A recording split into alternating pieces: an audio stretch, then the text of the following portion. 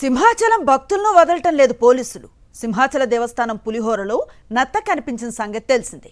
నత్త కనిపించిన విషయాన్ని సోషల్ మీడియాలో పోస్ట్ చేశారు భక్తులు.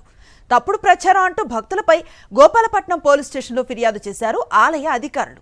దీంతో భక్తులపై పిఎస్లో కేసు నమోదైంది. అసలు నత్త ఎలా వచ్చింది, కారణం ఏంటి, నిర్లక్ష్యం ఎవరిది అనే దానిపై విచారణ వదిలేసి భక్తులపై కేసు పెట్టడంపై విస్మయం వ్యక్తమవుతోంది.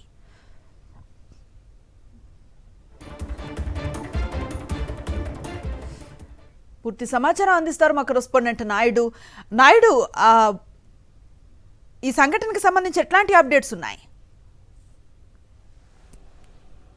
అనుశ్రీ, కూటమి పాలనలో జరుగుతున్న తప్పులను ఎత్తి చూపితే కేసులు పెడతాం అనే విధంగా కూటమి ప్రభుత్వం వ్యవహరిస్తుంది. సోమవారం సింహాచలం ప్రసాదంలోని నత్త కనిపించింది. దాన్ని ఎవరైతే ప్రసాదం తీసుకున్నారో ఆ ప్రసాదాన్ని తీసి సోషల్ మీడియాలో పోస్ట్ పెట్టారు. ఎవరైనా ప్రసాదాన్ని తీసుకునే సమయంలో 1-2 సార్లు తీసుకొని సరిచూసుకొని తినండి, తాము తీసుకున్న ప్రసాదంలో నత్త కనిపించింది అంటూ కూడా వాళ్ళు సోషల్ మీడియాలో పోస్ట్ పెట్టడం జరిగింది.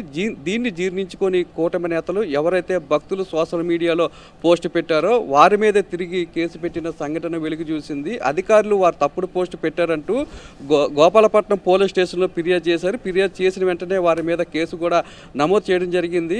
మామూలుగా అయితే ఎక్కడైనా తప్పు జరిగితే ఆ తప్పును సరిదిద్దుకోవాల్సిన బాధ్యత ప్రభుత్వ పెద్దల మీద ఉంటుంది. మళ్ళీ ఇటువంటి తప్పు జరగకుండా తగిన జాగ్రత్తలు తీసుకోవాల్సి ఉంటుంది. ఎవరైతే ఈ తప్పుకు పాల్పడ్డారో వారి మీద చర్యలు తీసుకోవాలి, వారిని పిలిపించాలి, దీని మీద ఒక ఎంక్వైరీ చేయాలి. అటువంటిది ఏమీ చేయకుండా ఎవరైతే సింహాచలం ప్రసాదంలో నత్త పడిందని చెప్పి బయటి ప్రపంచానికి తెలియజేశారో వారి మీద తప్పుడు కేసులు పెట్టి వారిని వేధించే ప్రయత్నం చేస్తున్నారనే విమర్శలు కూడా పెద్ద ఎత్తున వినబెడుతున్నాయి. ఇదంతా కావాలనే చేశారు.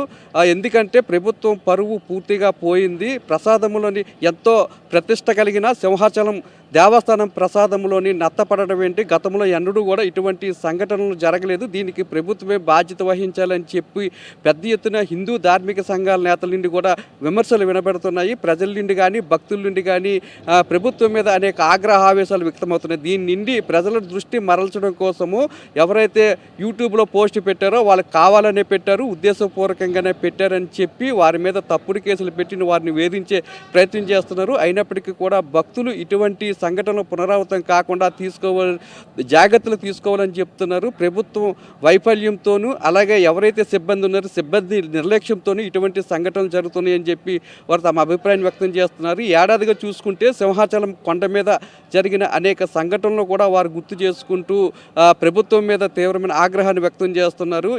సింహాచలం చరిత్రలో ఎన్నడూ లేని విధంగా చందనోత్సవం రోజున గోడగులి 7 మంది భక్తులు మరణించారు. ఆ సంఘటన జరగకముందే మళ్ళీ గిరి ప్రదక్షిణ రోజున ఒక షెడ్ కూలింది. అదృష్టవశాత్తు ఎవరు కూడా అక్కడ భక్తులు లేకపోవడంతో ప్రమాదం తప్పింది. ఇటువంటి సంఘటనలు జరగకుండా తగు జాగ్రత్తలు తీసుకోవాలని చెప్పి భక్తులు సూచిస్తున్నారు. Anusri. Right, thank you Naidu.